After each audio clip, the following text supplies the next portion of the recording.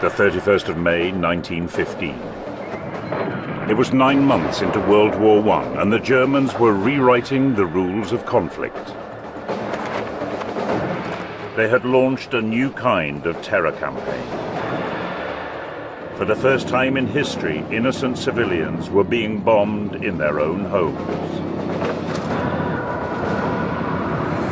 The carnage had been delivered by a new weapon, straight from the pages of science fiction, an enormous airship called a zeppelin.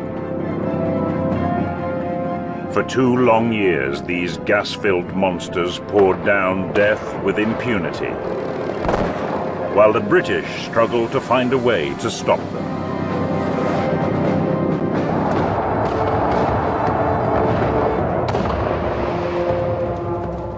The brains behind the Zeppelin bombing campaign was Navy Commander Peter Strasser. Strasser believed he could bring a swift end to the carnage on the battlefield by bombing civilian targets like London into submission. He was an inspirational leader who didn't mince his words. Eure heilige Pflicht, die Zerstörung Londons.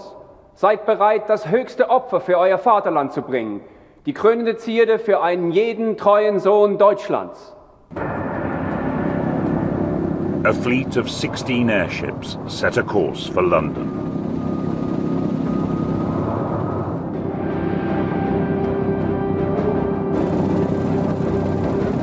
The Germans launched raid after raid, feeling their way towards the capital.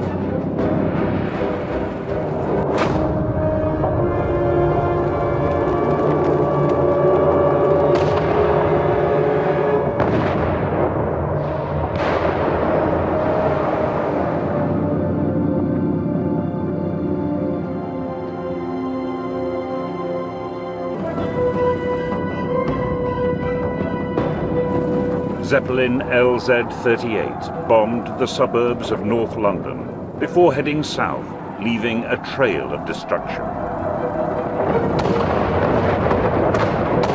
In 20 minutes, it had dropped 28 bombs that exploded in the streets and a further 91 incendiary bombs that were designed to set London ablaze.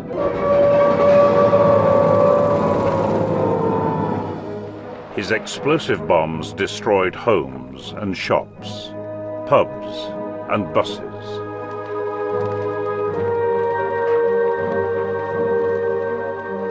Strasser wanted to intensify his attacks on the British capital. Civilians, including children, were killed.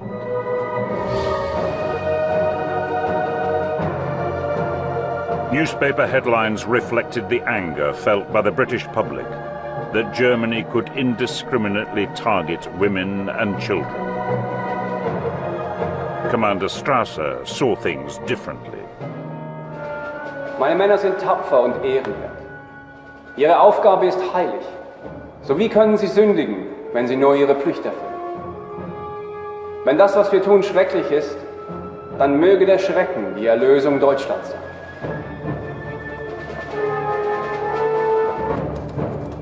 The Zeppelin commanders were already planning how to take full advantage of their new terror weapon. Some questioned the morality of firebombing civilians, but Strasser was steadfast. He believed he had God on his side.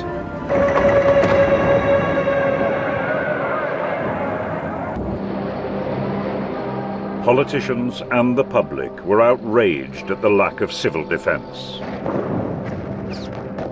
In response, the Admiralty brought in the latest anti-aircraft guns from France to shoot down the Zeppelins. They also set up a chain of makeshift airfields around the capital and equipped them with fighter planes. Pilots were trained in the treacherous art of night flying. More men died landing their planes in the dark than were lost to German bullets. As soon as a Zeppelin was spotted, the flyers were scrambled.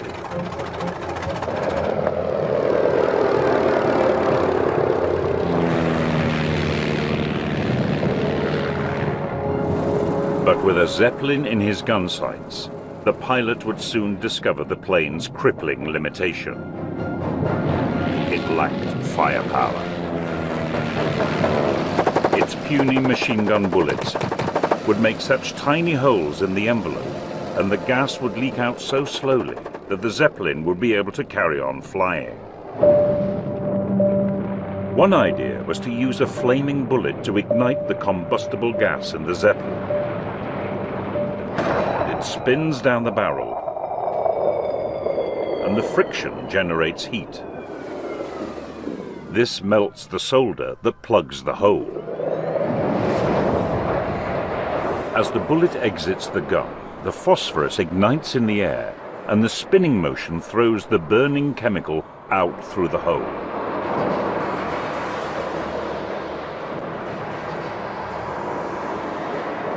The British were developing another innovation. This bullet would contain nitroglycerine, an explosive chemical sensitive to shock. When the bullet hit the Zeppelin, it would slow down, but a steel ball inside would carry on moving forward, compressing the nitroglycerine until it would explode. Kaboom!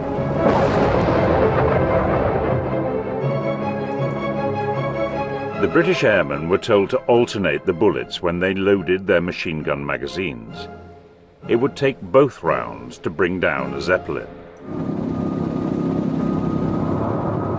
September the 2nd, 1916. The Germans launched the biggest raid of the war. British fighters were scrambled at 11 p.m. The first pilot into the air was William Leaf Robinson. At 21 years old, he had only seen combat against a Zeppelin once before. But on this night, the fate of the capital depended on 3 drums of bullets and the courage of this fledgling flyer. 12,000 feet above him, one of the airships bound for London was caught in searchlights. Anti-aircraft guns opened fire. Leaf Robinson saw the cornered Zeppelin too and headed towards it. He had the airship at his mercy. He flew along the underside and fired a drum of his special bullets into it. To his dismay, they had no effect. Undeterred, he reloaded and went back in, but again to no effect. In desperation, and with just 1 drum of ammo left, he was forced to improvise. He concentrated his fire onto one spot, emptying the whole drum of alternating bullets into an area at the stern.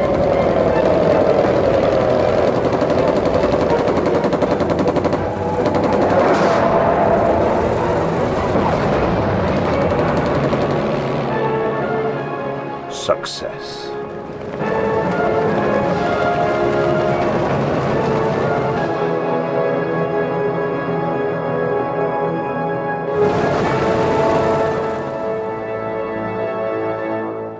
On the day that came to be known as Zepp Sunday, thousands of relieved Londoners picked over the wreckage for souvenirs.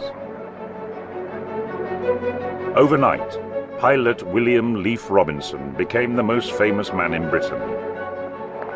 Babies, flowers, and hats were named after him, and he was mobbed wherever he went. Within a month, the technique he pioneered for taking out airships had brought down 2 more. It was the beginning of the end for the Zeppelin.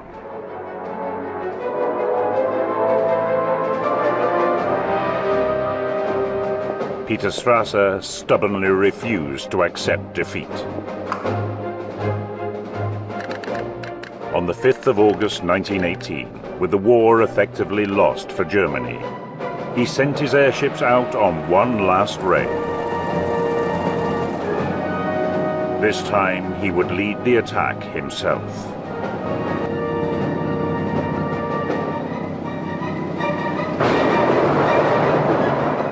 Strasser didn't live to see England.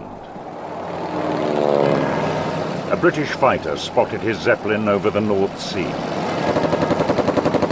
And Peter Strasser himself fell victim to the deadly alternating bullets. His master plan: to break an enemy's morale by deliberately targeting civilians, had failed. But he had shown the world how all future wars would be fought. But his brutal doctrine that modern warfare is total warfare has resonated ever since.